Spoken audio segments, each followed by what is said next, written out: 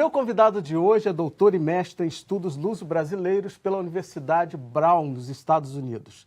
E é autor da pesquisa Samba e Afropolítica durante a ditadura militar. Eu converso com o pesquisador norte-americano Stephen Baskey. Stephen, é prazer te receber aqui, muito obrigado por ter vindo. Obrigado pelo convite. Agora me diz, como que surgiu o seu primeiro contato com a música brasileira? Como que você descobriu a música brasileira, em especial o samba, né? O primeiro contato é um pouco difícil determinar isso, né? Porque a música é...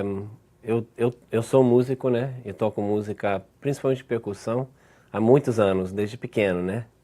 E a música brasileira, eu não me lembro da primeira vez que ouvi uma música brasileira, mas eu sei que em 2002, que foi a primeira viagem que eu fiz, né? Que eu vim ao Rio, e um pouco antes disso eu já estava... na verdade eu tinha uma namorada da Bahia, Nova York. Eu acho que ela realmente, assim, teve um impacto, assim, muito importante na minha formação musical, porque ela me apresentou a várias pessoas, né, do Brasil, em Nova York, e naturalmente, né, assim, nesse meio, nas festas, por exemplo, né, tinha muita música brasileira.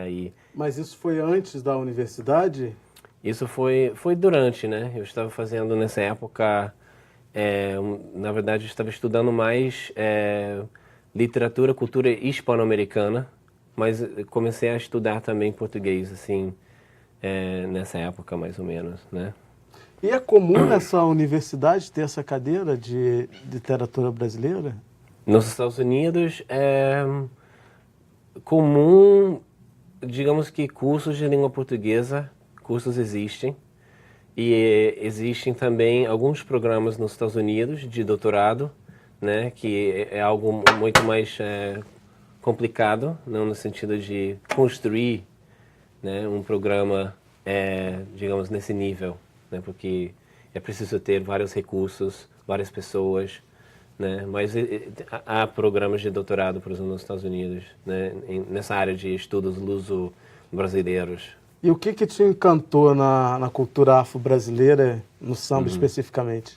Bom, eu acho que, bom, primeiro, eu sempre tive, assim, desde pequeno, uma ligação muito forte com cultura negra. Isso também tem a ver, assim, com... Por que você... A minha sociabilidade, porque eu sou de classe trabalhadora, né? Então eu cresci no meio, sabe, de, assim, pessoas negras e tal. E tem uma coisa Porque não também... é muito comum isso nos Estados Unidos, né? Eu acho que depende muito do lugar, sabe? Eu acho que isso, porque Nova York... É curioso porque eu tenho um amigo cuja família... Você é de Nova York? De Nova York, Ah, exatamente. tá. Eu sou de Nova York. Nova York isso já é mais comum, né? Porque é tudo muito misturado, né? Mas hoje em dia, assim, as grandes capitais dos Estados Unidos, assim, tem, enfim, quase todas as etnias, né, e raças do mundo. E em Nova York, eu tinha enfim, eu tenho um amigo, um grande amigo, e é um caso interessante, né, que eu sempre penso, sabe, nessa família, porque o pai é psiquiatra, né, uma família negra, e a mãe, ela faleceu, era pedagoga, né? E, na verdade, eles, de certa maneira, assim, me formaram, assim, em vários sentidos, né? Porque eles diziam para mim, não, você vai estudar, você vai tentar entrar em Harvard e Yale, as melhores universidades, enquanto a minha família tinha uma mentalidade muito mais proletária, era tipo, tal escola que não era tão boa, tipo, não, você tenta essa. E essa família negra dizia, não, sabe, tenta Harvard, tenta... Então é muito interessante, Ou né? seja, essa família acabou virando uma referência para você. Não, total, né? Total. Eles me mostraram realmente, sabe, que enfim, tinha uma outra maneira de viver, de pensar, sabe, e que não tinha limites, né? Assim, eu estava impondo certos limites e eles, não tem essa, né?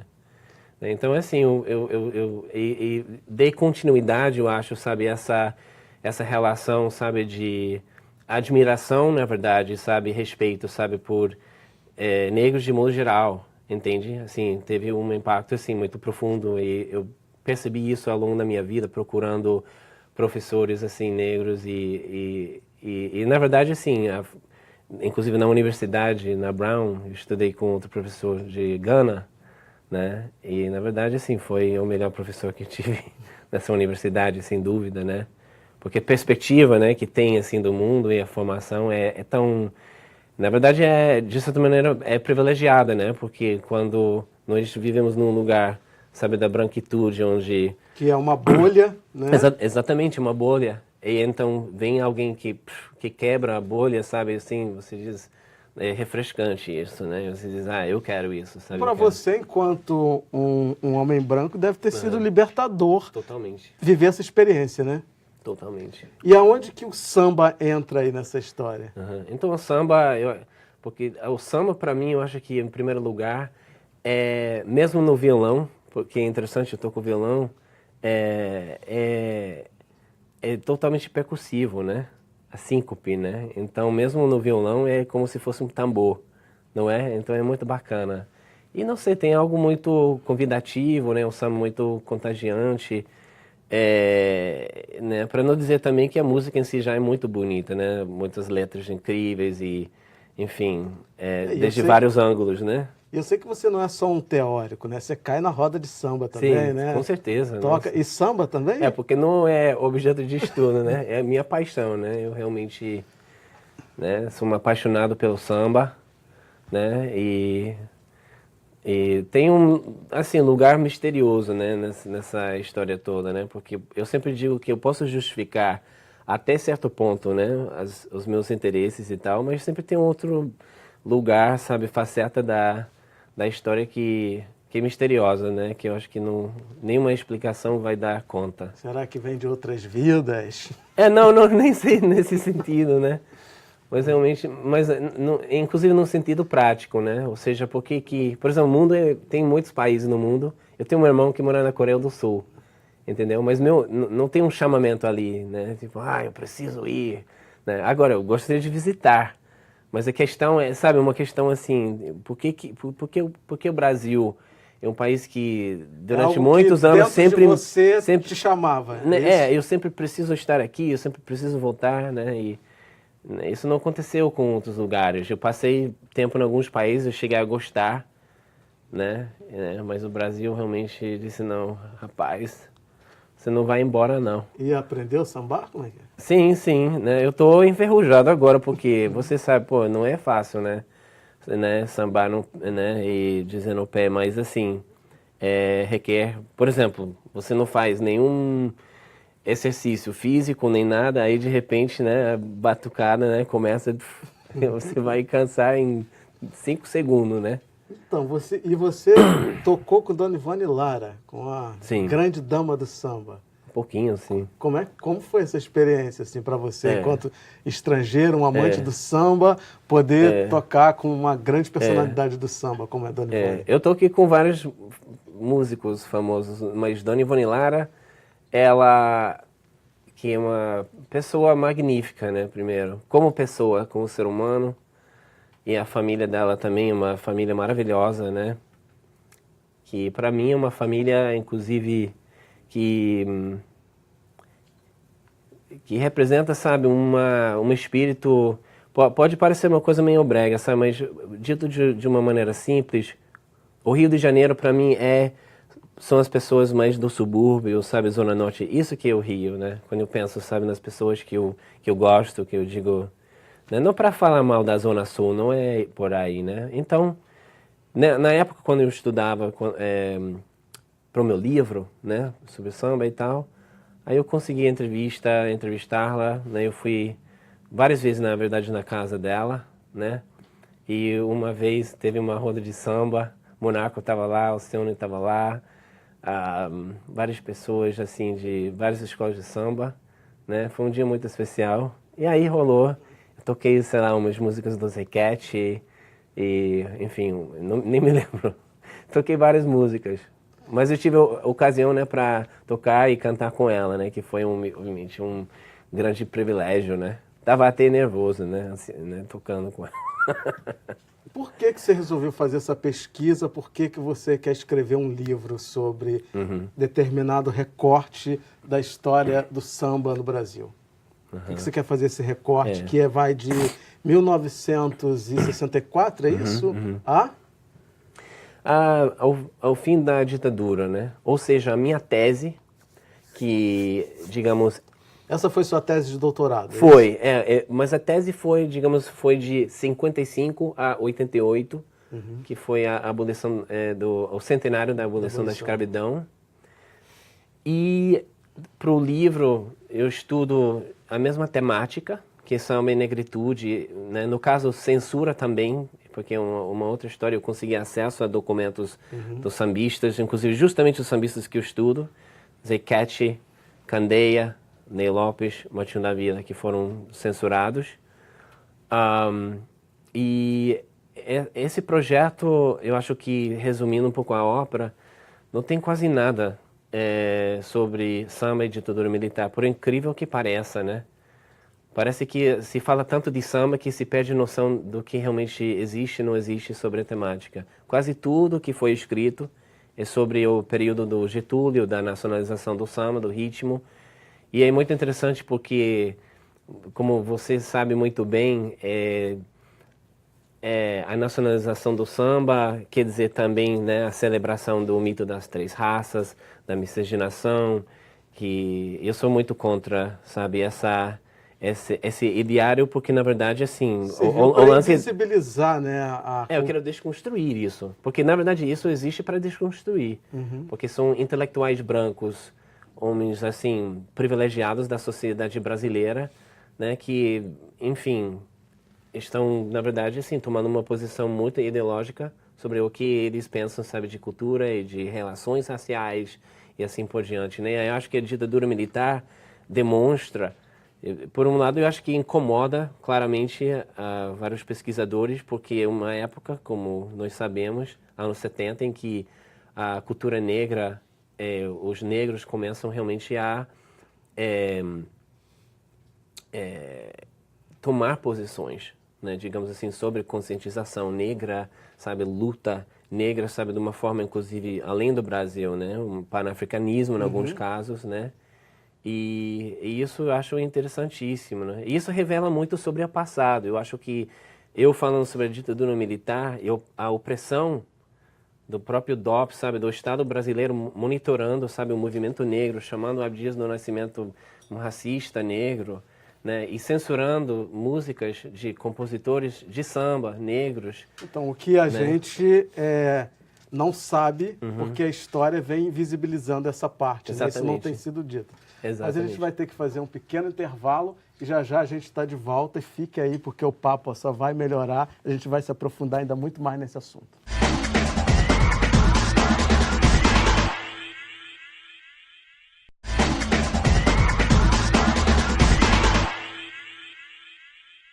Hoje eu estou conversando com o autor da pesquisa Samba e Afropolítica durante a ditadura militar, o pesquisador norte-americano Stephen Baskey. Stephen, a gente estava falando no bloco anterior, né, que a tua pesquisa ela trouxe luz para uma parte da história que é invisibilizada, que é negada, porque a gente parte muito da ideia de que quem lutou contra a ditadura militar, quem sofreu, né, com a ditadura militar, foi uma juventude branca de classe média que fazia a música popular brasileira e, na verdade, não é exatamente isso, né? A gente tinha também sambistas, negros, suburbanos, que também estavam ali também reivindicando e falando das suas dores e também sofreram com a censura, é isso, não é? Exato. Porque é muito preocupante, né? Assim, de certa maneira, pensar que muitos desses artistas MPBistas, de certa maneira, o que estamos dizendo é que eles são os porta-vozes de todas as experiências políticas dos brasileiros, o que é mentira. Exatamente, né? Não é verdade não, de forma é alguma. um grande problema ali. E, ao mesmo tempo, outro fator que me preocupa muito, também sobre esta questão dos MPBistas, principalmente, né, tomando esse lugar, né, como Chico Buarque e todos os demais, nem adianta dizer todos os nomes, é que que gerou um certo mito também, né, da resistência, né, que todos os músicos resistiam à ditadura com valentia e, de certa maneira, criou como um mito, né? Um certo mito, né? De que são os valentões, né? Da ditadura. São os heróis. Os né? heróis, exatamente, os grandes heróis e... Claro que eles têm o valor deles, né? Com certeza. Mas não é exatamente isso. Não, com né? certeza, exato, mas E aí, né, isso ofuscou, silenciou, na verdade, né, a história do samba. Porque é muito interessante, quando o samba, nós chegamos à ditadura militar, aí tem tem o rock, tem Tropicale, né, mas o samba continua muito forte. Eu chamo, inclusive, esse período da ditadura militar a segunda idade de ouro, né, porque, imagina, é interessantíssimo esse período. Tem o Quilombo do Candeia e tem muitos sambistas, assim, de grande importância. Então, Importância também panafricanista. Martinho da Via, que desde 72 viaja a Angola, traz músicos angolanos para cá, leva músicos brasileiros para lá. Então, quer dizer, é um período, digamos, único nesse sentido, né? Que novas experiências, inclusive, né? Em termos de o que é ser afro-brasileiro, pensar a identidade afro-brasileira, né, começam a surgir, né, nessas décadas aí. Então, dentro disso que você está falando, o Kim Negro foi a grande surpresa para você aí na sua pesquisa?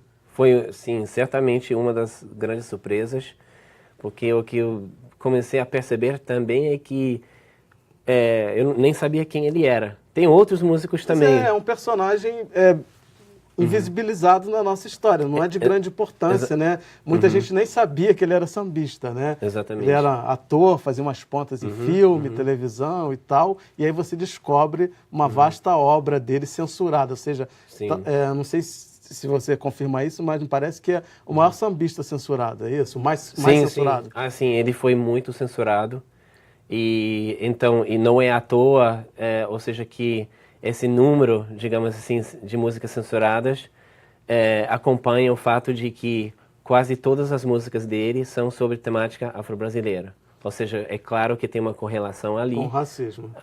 Com certeza, né? Um claro racismo. E, inclusive, em alguns casos, tem um comentário dos censores muito, muito curioso, que eles falam que a linguagem, ou seja, a escrita, ela é pobre. Ou seja, que isso já é um julgamento estético, político, né? Ou seja... Porque ele falava de candomblé, falava de... Ou seja, da realidade que ele vivia, que era a realidade negra, né? Exatamente. Falava mal da polícia, né? Ou seja, era um cara exatamente como hoje que a gente vive, suburbano, negro, que sofre com racismo, e estava ali nas suas letras falando sobre isso, né? Exatamente, né? Então, os censores tinham, obviamente, uma régua, né, de valores estéticos, ideológicos, né? E, obviamente, não batia, assim, não era... enfim, ele, na verdade, assim, mostrava um Brasil que o poder, assim, não quer saber, né? Aquele Brasil que quer eliminar e censurar, né? Mas... Que o Brasil quer jogar debaixo do tapete, né? Mas a gente está falando de samba, vamos ver aqui um pouquinho, aqui, um trechinho que a gente separou aqui. Monarco da Portela, um baluarte da velha guarda, e é exatamente de Monarco que nós gostaríamos de saber o que ele pensa sobre esse fenômeno que hoje em dia graça pelo Rio de Janeiro, né? Chamado pagode, né? E a relação disso com o samba, como era? O que você tem a nos dizer sobre isso, Monarco? Eu tenho a dizer que esse pagode que está aí, isso é muito bom, foi uma coisa que ajuda a gente a brigar por uma resistência nossa, né? Candeia morreu sem ver isso. E ele foi um dos que era um dos percussores disso, né? Esse pagodinho, porque ele gostava de fazer esse pagodinho, ele chamava a gente para ir para casa dele, já tinha o fundo de quintal. E os fundos de quintal já existia há muitos anos. Na casa do seu Betinho, lá no Oswaldo Cruz, a dona falecida Dona Neném, tinha um aniversário, tinha um casamento, qualquer coisa, e virava pagode nos fundos. Pagode na palma da mão, né, pessoal? Raspando no prato, tudo. Então, esse pagode que está aí, isso como você falou, um fenômeno, e muito bom para a gente ajudar a resistir, compreendeu? A essa invasão que está aí, massacrando a gente aí, né? Então tem que ter isso. A gente põe um ônibus agora, eu vejo a rapaziada, cada um com um tantã na mão, E saem por aí, dia de sábado e domingo, vão passear e levam os instrumentos embaixo do braço. Isso é muito bom. Que nas escolas de samba você não pode mostrar um samba a um amigo. Como você, meu camarada e tudo. Inclusive tem que botar uma segunda num samba teu, né? Tô te devendo. Então, você quer me mostrar um samba? Numa escola de samba você não pode fazer isso. De jeito nenhum. E num pagodinho desse pode. A gente chega pra um cantinho, compadre, toca uma primeirinha aí e tal. E dali, e nasce, e dali pode surgir uma segunda e virar uma parceria, assim, num fundozinho desse de quintal por aí, né? Esses pagodes da vida que tá aí, que é muito bom pra mim. Tô muito feliz com isso. Você está falando de resistência, né? Ou seja, quando a gente pode fazer uma reflexão em cima disso, que apesar de todo esse silenciamento, né, de toda essa invisibilidade, o samba vem resistindo. Né? Acho que Nelson Sargento foi muito feliz quando ele diz o samba agoniza, mas não morre. Né? Ou seja, por mais que tenha as dificuldades aí, que tenha os processos de que queiram aniquilar o samba está aí resistindo, e eu acho que o Monarco fala um pouco disso. Agora, tem uma questão que você traz na sua pesquisa, que eu particularmente acho bastante interessante, é que você reforça, né, a ideia de que o samba é a cultura afro-brasileira, né? E isso, com essa ideia de nacionalização do samba, se apaga muito isso, e aí parece que o samba, tipo assim, surgiu do nada aqui no Brasil, e enfim. E acho que isso é muito nocivo, né? Quando você apaga essa ancestralidade do samba. Queria que você falasse um pouco sobre isso. Assim. Porque apagar a ancestralidade do samba e também apagar a história do Brasil, porque a ancestralidade não é algo fundamental em toda a cultura afro, né? Nos candomblés, na Jurema, ancestralidade, digamos assim, nem tem como falar sobre samba, que faz parte desse complexo cultural, né? E o Mário de Andrade, inclusive, ele, entre tantos outros, mas já há muitas décadas, né? Ele demonstrou isso também nas pesquisas dele, né? Que a ligação, né? Digamos assim, entre esses fenômenos culturais religiosos, assim, de matriz afro, né? Então, assim, há pesquisadores e pessoas que querem argumentar, é como se o brasileiro sempre fosse nacional e mestiço desde o começo, né? Ou seja, eles não questionam que o negro que foi escravizado, trazido ao Brasil, ou seja, era negro, e aí durante décadas e séculos, aí chegamos a um momento na história, né, brasileira em que a mestiçagem aparece. Né? Ou seja, eles não têm noção, digamos, dessa linha de tempo parece e por que o isso Brasil acontece. Começa com a mestiçagem, né? E anterior não existia mais nada. Exatamente, né? Portanto, vamos dizer que nunca existiu uma causa negra antes de 70 e que 1970 e que o Brasil foi invadido pelo imaginário político do negro americano, né? E tipicamente, de novo, os brancos brasileiros, como o Gilberto Freire, são os porta-vozes mais visíveis, né? Eles que querem falar, sabe, pela experiência negra e de uma forma, obviamente, assim, muito ruim, né? Assim, não como um amigo, né, que tem uma sensibilidade para escutar o que o negro brasileiro tem a dizer, mas muito pelo contrário, não escuta nada porque muito provavelmente os Gilberto Freire da vida, como eu digo, não tem amigos negros e amigas negras na vida. Tem negros na cozinha e só, né? E isso aqui é uma coisa muito perversa, sabe, no Brasil. Não somente no Brasil, muitos países onde, enfim, esse distanciamento entre negros e brancos. Então, esse discurso da mestiçagem mistifica, na verdade, gera uma grande mentira, né, de que o branco Temer da vida, que é rico e bilionário, ele é tão mestiço, ou seja, a história dele em todos os sentidos, a história econômica, social, racial, etc., é igual a uma pessoa pobre, mulher negra, do subúrbio, favela e assim por diante, né? É ser desonesto, né? Totalmente. Extremamente desonesto. Deixa eu fazer uma provocação. Você está falando aí nessa coisa do branco assumir esse discurso dessa forma equivocada. Você, enquanto homem branco e estrangeiro, você se sente confortável nesse lugar de fala? Então, eu acho que o importante é saber meu lugar, né, em termos do lugar da fala. Saber que, obviamente, tem como todos nós temos limites, mas obviamente tem um limite muito específico neste caso, porque eu não sou homem negro, eu não sou brasileiro, né? Então, e entender assim quais são esses meus limites. E eu acho que para mim o mais importante, afinal de contas, é estar em sintonia com os negros, as vozes negras, escutar e sempre privilegiar o que as mulheres negras, os homens negros têm a dizer, né? E, em último lugar, o homem branco, né? Porque, né, de modo geral, é o contrário, né? Às vezes nem tem vozes negras numa bibliografia ou num estudo, né? Então, eu acredito também que, de modo geral, os meus colegas afro-brasileiros e negros, assim, de outros países, eles recebem muito bem meu trabalho. Sim, sim. Então, por enquanto, tudo bem. Steve, das suas mãos aqui. Sim. Muitíssimo obrigado por estar aqui. Muitíssimo obrigado por trazer essa luz, por fazer esse recorte na história do Brasil, que é extremamente importante e alguém tinha que fazer isso e você está fazendo. Muito obrigado. Muito obrigado também por estar aqui. É um privilégio, uma honra. Isso aí. Eu conversei com o pesquisador Steven Baskey e para rever essa entrevista ou qualquer outra edição do programa, acesse www.tvalerj.rj.gov.br ou cultine.com.br.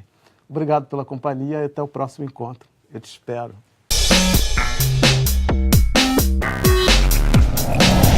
Cultine é a memória de tudo. É o que o negro precisa, memória, saber da nossa história, que até agora foi invisibilizada e negada e distorcida.